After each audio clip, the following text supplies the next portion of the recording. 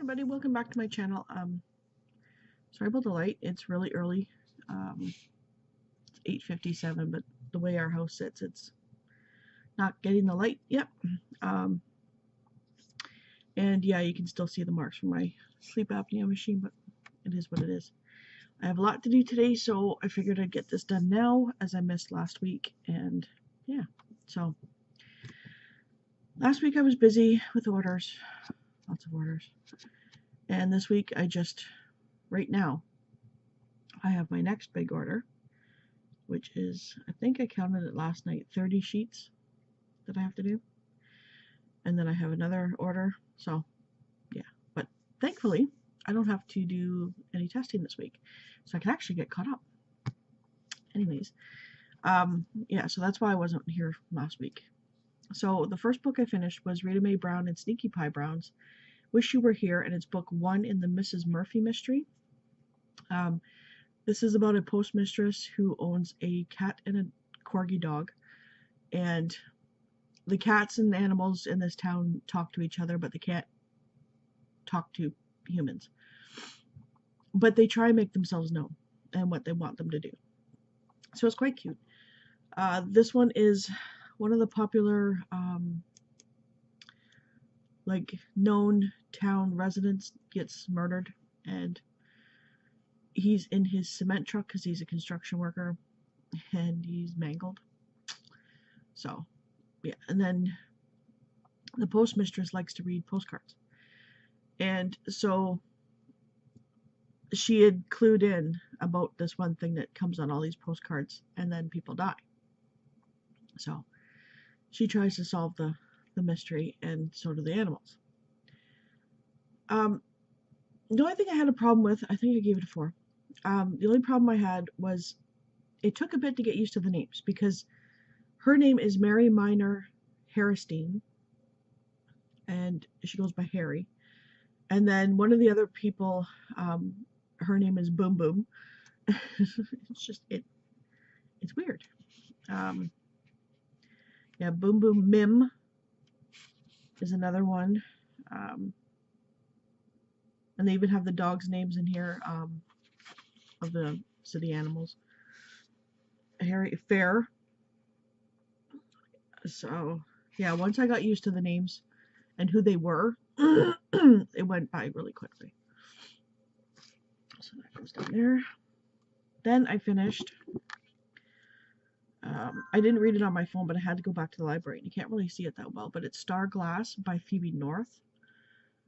And it's about humans have jumped on the ship because an asteroid had been coming to hit the Earth. And so there was several ships with genetically perfect people that didn't carry genes for cancer and stuff like that. So it starts off with them being 6 months out from the planet that they had picked to live on. Excuse me. And so there had been several generations on this ship. It had been 500 years since they had left Earth. So yeah, everything on the ship had been made like they had the seeds from all the plants. And the way the ship was, it was almost like a biodome where they can grow. They had like farms, and a fairly huge ship. They had farms. They had like bakeries and I wouldn't say industrial stuff, but they were able to grow stuff. And they were able to build stuff, and they had, these little houses, and the weather was all done through the machine, like the ship. So it starts off with her being close to her birthday. Her mother has passed away from cancer, which is odd because she was the first one on the ship to die of cancer. And so it also has like I wouldn't say well, it does, yeah, a class system that had like once you turn 16, I'm not doing a very good job of this, Once you turn 16, you get placed into like a job, and you do that for a couple months, and no, right before you're 16, sorry. And you do that until you're 16, and then you start getting paid for it. And they're all picked for you. And she gets a job because they thought that she liked a certain thing, but she didn't, because she liked doing this other certain thing. And it does tie in. But once you're 16, you can be courted, or you can tell your intentions that you like somebody, and then you have 2 years to marry that person. And within 5 years, you must have your first baby. And your babies are not made the normal way. They are hatched in a hatchery. They don't go into descriptions on how they're made, but the idea of making it the normal way is just abominable to them. So anyways, it's leading up to getting to this planet so that they have a place to live. And yeah, so, but they, yeah, I don't want to say anymore. So it was okay. It was a little slow in bits because you're getting so much background information, and so yeah, it was. Did I give it a 3 or a 4? Because it did pick up close to the end, but it was a really slow burn up to them. Anyways, I think I massacred that description.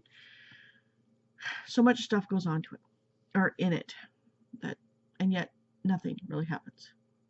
I will read book 2 because I want to know how things happen because of the way it ended.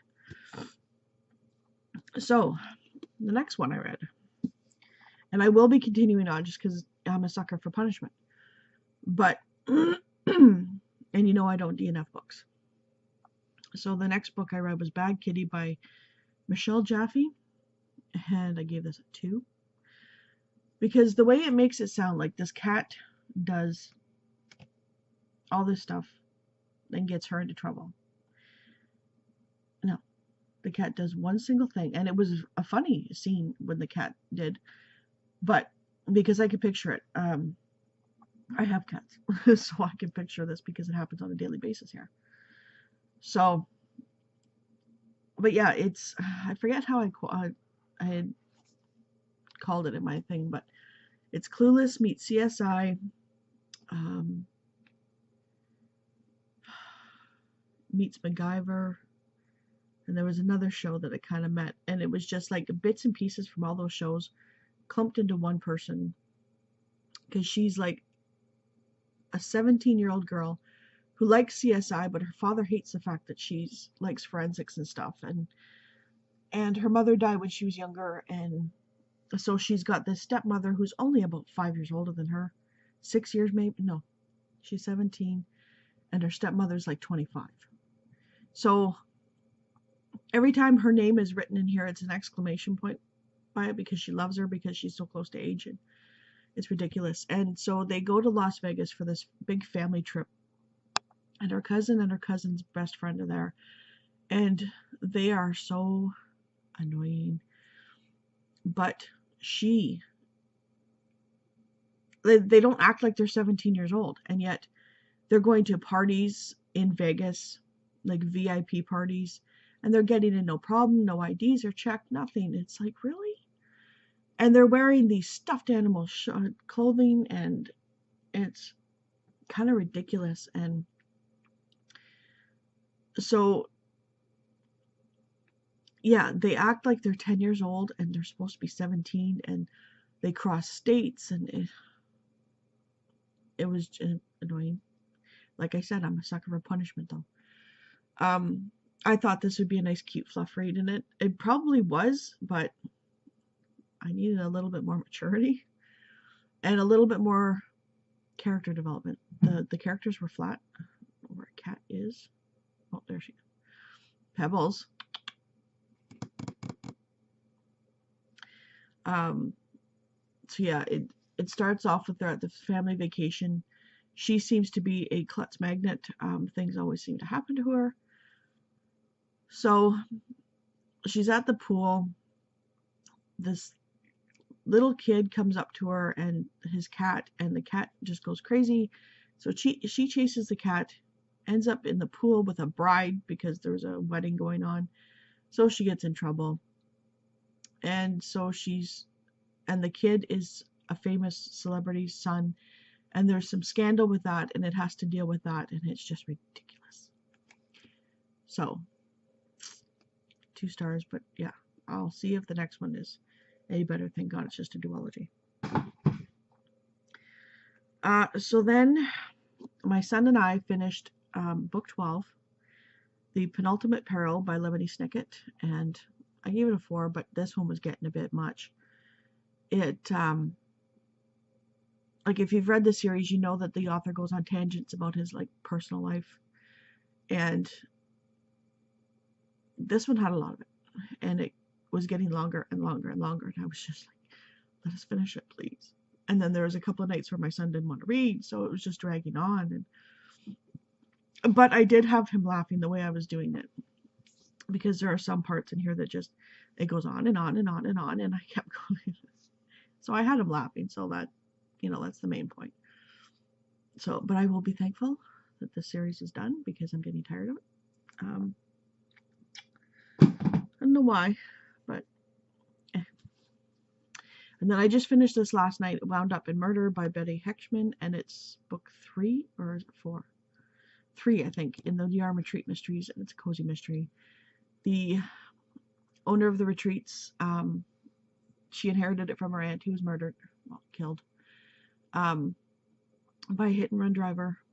So she is known for not sticking with things, so this is, her parents keep trying to get her to do something, and she's sticking with this, and they're not liking it because it's not what they want her to do. And her ex-boyfriend comes down and tries to keep an eye on her, and it's funny. This cat is just a stray that she happened to come across at the first retreat, and so he just sort of came home with her in his state. And yeah, so this one, there's another retreat happening at the same time, and it's my favorite year, 1963.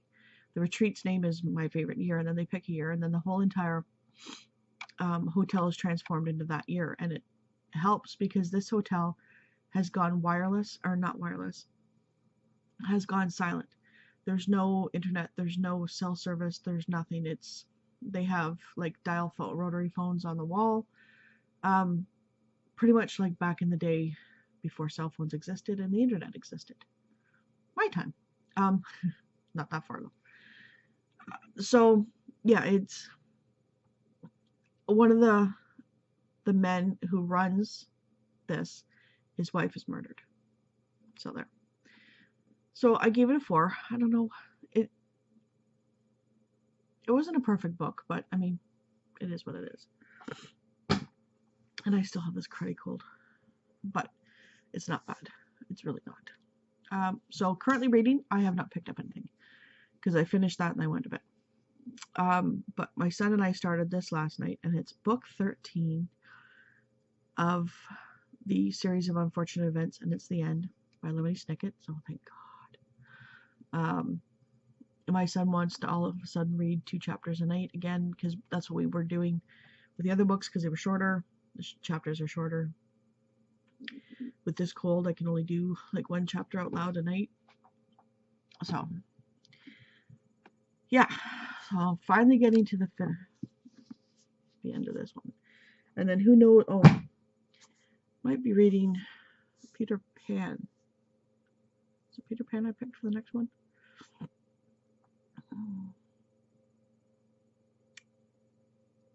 That or Alice in Wonderland. One of those. So what I might be reading this week is the final book in the Chance Sisters romance, and that's The Summer Bride by Anne Gracie. This will be Daisy's story. And I'm looking forward to this one because Daisy's kind of a smartass.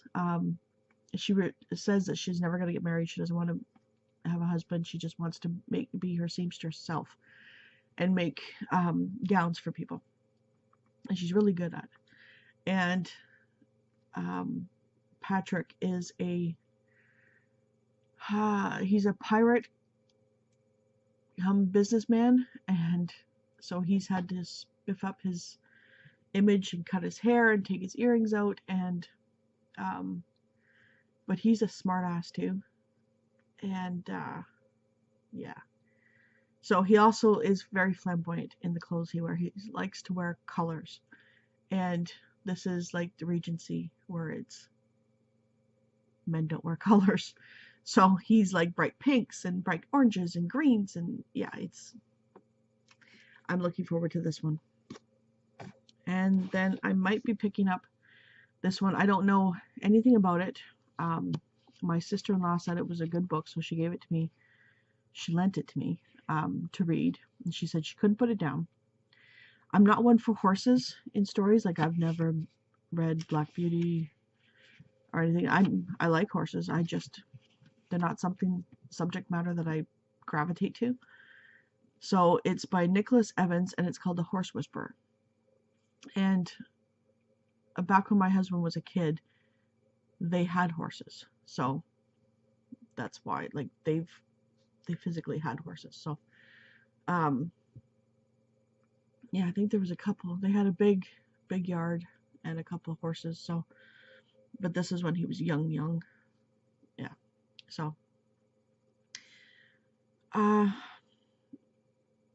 pretty much I think what it sounds like, he's a horse whisperer. You know. So that is it for my wrap up. Yeah, I'm just gonna be working on orders, and bags are driving me nuts. And maybe trying to get some reading done. I try and knock off at a certain time of day, so I don't get overwhelmed and overloaded. And so yesterday I finished my order Saturday morning. I mailed it out. And Saturday I kind of took the rest of the day off as a break. And then yesterday I was like, I'm taking another break. So, but back to the grindstone today, making orders. Have to pay the bills. So yeah, I hope everybody has a wonderful week. Let me know if you've read any of these books, what you thought of them, what you're reading. And I tried to do the vlogging. I tried. My phone will only record 1.5 minutes at a time. So it kind of makes it difficult when you're trying to tell you something and you get cut off. So I don't know if it's because my memory storage is low. I have to put in a new card. I haven't done it yet. What else was I going to let you know of? And I might be doing Spookathon. I missed out on it last year, and I really wanted to do it this year. And I'm not really doing the Triple RC anymore. I still make my monthly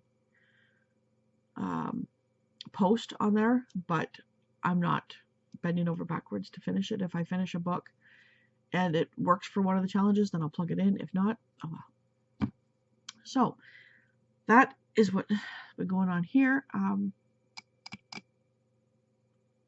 Yeah, so I will talk to you later, and I hope you have a wonderful day. Bye.